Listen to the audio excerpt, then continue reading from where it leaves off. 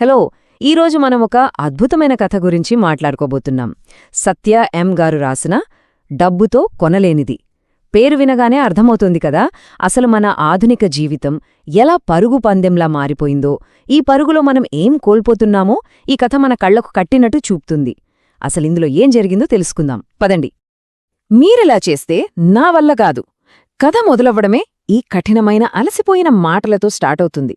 అనసూయ అనే ఒక తల్లి తన 10 ఏళ్ల కూతురుమీద, కొడుకుమీద విపరీతమైన అసహనంతో అరుస్తోంది. ఇంట్లో ఎప్పుడూ ఒకటే టెన్షన్. వస్తువులెక్కడికక్కడ లేకపోతే ఆమెకు చిర్రెత్తుకొచ్చేస్తుంది. అమ్మా, నీకీ మధ్య చాలా చిరాకెక్కువైపోతోంది అని పిల్లలంటుంటే, మీకోసమే కదా నేను పడే ఈ కష్టమంతా అని ఆ తల్లి ఆవేదన. నిజానికి ఈ సీన్ చూస్తుంటే బహుశా మనలో చాలామందికి మనేళ్లే గుర్తొస్తాయి కదా. ఇక అనసూయ దినచర్య చూస్తే అక్షరాల ఒక యంత్రంలా సాగుతుంది.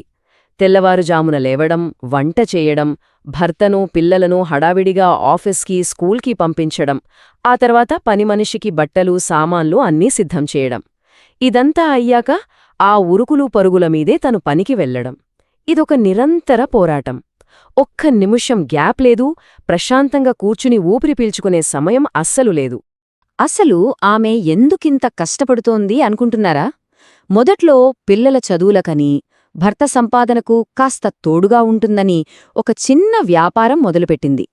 కాని ఇప్పుడది ఎంతలా ఎదిగిపోయిందంటే, ఒక ఆఫీసు, ఒక పెద్ద గోడౌన్, వాటితో పాటు ఏకంగా 40 మంది పనివాళ్ల స్థాయికి చేరింది. అవును, ఆర్థికంగా ఆమె అద్భుతమైన విజయం సాధించింది. పిల్లలకు ఏ లోటూ లేదు. కాని విచిత్రమేంటంటే, ఆ డబ్బే ఆమెకు ఏమాత్రం తీరిక లేకుండా చేసేసింది. ఈ పరుగులో ఆమె మనసు ఎంతగా అలసిపోయిందంటే, పండగ వస్తోంది అనగానే ఎవరికైనా భలే సంతోషంగా ఉంటుంది, అవునా? కాని అనసూయకు మాత్రం ఒక్కటే భయం. అమ్మో, 4 రోజులు పండగ సెలవులు వస్తే ఇంట్లో ఈ చెత్తను, ఈ పిల్లులను రోజంతా భరించడం ఎలా దేవుడా అని విసిగిపోయే స్థాయికి చేరింది. అయితే అలా అనుకున్న మరుక్షణమే ఆమెను విపరీతమైన అపరాధభావం ఆవహించింది. ఛీ, నా కన్నపిల్లలే నేను భరించలేననుకుంటున్నానా అని లోపల చాలా కుమిలిపోయింది. సరిగ్గా ఆ క్షణంలోనే ఒక బలమైన ప్రశ్న ఆమెను కుదిపేసింది. అసలు ఏమైంది నాకు? కేవలం డబ్బు సంపాదించడం కోసం తన సంతోషాలను, సరదాలను, బంధువులను ఎప్పుడో దూరం పెట్టేసుకుంది. అమ్మానాన్నల దగ్గరకు కాని, అత్తయ్య మావయ్యల దగ్గరకు కాని వెళ్లడం ఎప్పుడో మానేసింది. ఎక్కడికైనా వెళ్తే పని ఎక్కడ ఆగిపోతుందో అన్న ఒకే ఒక భయం ఆమెను ఒక మెషిన్లా మార్చేసింది. ఆ ఒక్క ప్రశ్న ఆమెను పూర్తిగా ఆలోచనలో పడేసింది. ఇక లాభం లేదు. ఈ పరిస్థితిని ఎలాగైనా మార్చాలని గట్టిగా డిసైడైపోయింది. పక్కా ప్లాన్ వేసింది. వెంటనే క్లయింట్స్కి ఫోన్ చేసి ఒక 10 రోజులు షాప్కు రావడం కుదరదని తేల్చి చెప్పేసింది. పనివాళ్లతో ఓవర్ టైం చేయించి కావలసిన సరుకును ముందుగానే ప్యాక్ చేసి పంపించేసింది. అందరికీ వారం రోజులు సెలవులిచ్చేసింది. ఇక మెయిన్ ట్విస్ట్ ఏంటంటే, ఎవ్వరికీ చెప్పకుండా ఫ్యామిలీకి సర్ప్రైజ్ ఇద్దామని సైలెంట్గా ఫ్లైట్ టికెట్లు బుక్ చేసింది. ఈ నిర్ణయం తీసుకున్నాక ఆమెకు భలే ప్రశాంతత అనిపించింది. పనివాళ్లందరికీ వాళ్ల జీతాలతో పాటు ఓవర్ డ్యూటీ డబ్బులు, అదనంగా మరో 2000 రూపాయలు బోనస్గా కూడా ఇచ్చింది.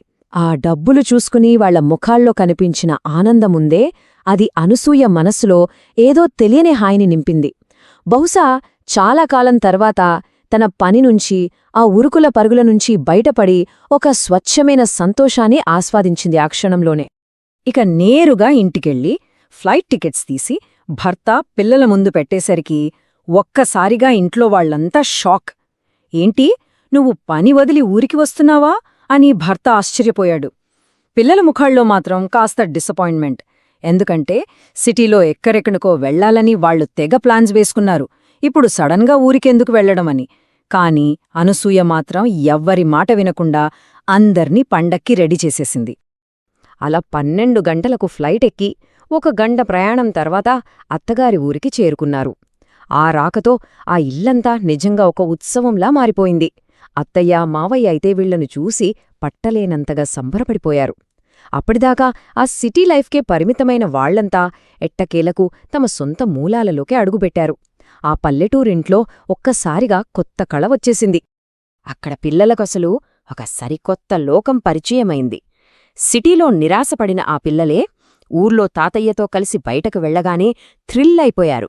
రంగురంగుల బట్టలతో గంగిరెద్దులు, హరిదాసుల కీర్తనలు, ఆ సంక్రాంతి సందడి ఇవన్నీ వాళ్లకి భలే వింతగా అనిపించాయి.